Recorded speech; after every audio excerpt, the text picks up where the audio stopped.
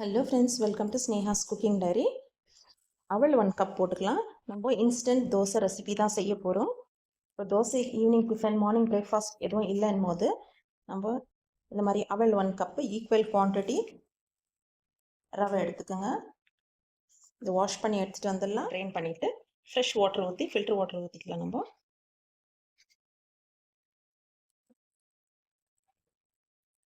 இன்னும் ஒரு முறை கூட இந்த அவலில் டஸ்ட் எல்லாம் இருக்கும், அதனால ரவை அவலில் நம்ம கேர்டு ஊற்றிக்கலாம். தயிர் ஒரு 250 ml அளவு ஊற்றிக்கிறேன். ஏன்னா நம்ம எடுத்துருக்கிறது 1 கப் ரவை 1 கப் அவலுக்கு ஒரு 250 ml அளவு கேர்டு ஊற்றிட்டு நல்லா மிக்ஸ் பண்ணிவிடுங்க. இது ஒரு 1/2 ஹவருக்கு க்ளோஸ் பண்ணி வைங்க, ஊறட்டும். ரவை அவல் தயிரில் ஊற வச்சோம் பாருங்க. இந்த ரவை வந்து நல்லா அப்சர்வ் பண்ணிட்டு இருக்குது கேர்டு. நெக்ஸ்ட்டு 1 ஸ்பூன் அளவு ஆட்டா போட்டுக்கலாம். கோதுமை மாவு போட்டுணும் நம்ம எல்லாத்தையும் மிக்ஸி ஜாரில் போட்டுட்டு தோசை மாவு பதத்துக்கு கிரைண்ட் பண்ணிக்கலாம். நம்ம ஊற வச்சு அவல், ரவை, 1 ஸ்பூன் அளவு கோதுமை மாவு எல்லாத்தையும் நம்ம மிக்ஸி ஜாரில் போட்டு கொஞ்சம் தண்ணி ஊற்றி கிரைண்ட் பண்ணி வந்துடலாம். கோதுமை மாவு இல்லைன்னா அரிசி மாவு கூட போட்டுங்க. மாவு கிரைண்ட் பண்ணிவிட்டு பாருங்க, சூப்பராக நம்ம தோசை மாவு ரெடி ஆயிடுச்சு. செகண்ட் ரவுண்டும் கிரைண்ட் பண்ணிவிட்டோம். தோசை செஞ்சுக்கலாம். செய்யறதுக்கு முன்னாடி உப்பு போட்டுக்கலாம். மாவுக்கு தேவையாக்குற அளவு உப்பு போட்டுங்க. நல்லா மிக்ஸ் பண்ணிக்கலாம். இன்ஸ்டண்ட்டாக தோசை மாவு ரெடி. நம்ம ரவை அவல் தயிரில் போட்டு ஊற வைக்கிறோமே, அதுதான் டைமு, ஒரு 1/2 ஹவர்.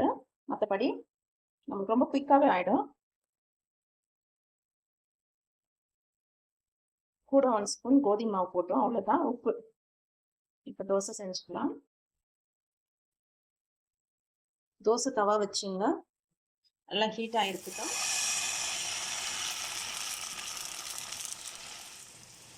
ஆயில் இல்லைன்னா கீ அப்ளை பண்ணிக்கோங்க.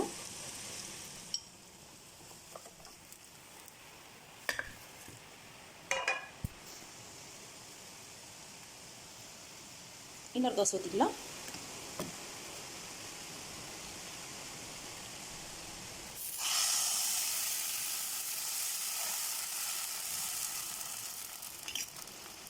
ஆயில் ஊற்றிக்கோங்க.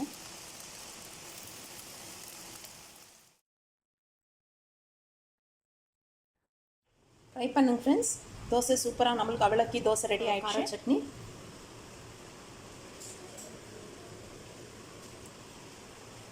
ட்ரை பண்ணிவிட்டு எப்படி இருந்துச்சுன்னு கமெண்ட்ஸ் தெரியப்படுத்துங்க ஃப்ரெண்ட்ஸ். தேங்க்ஸ் ஃபார் வாட்சிங். பாய்.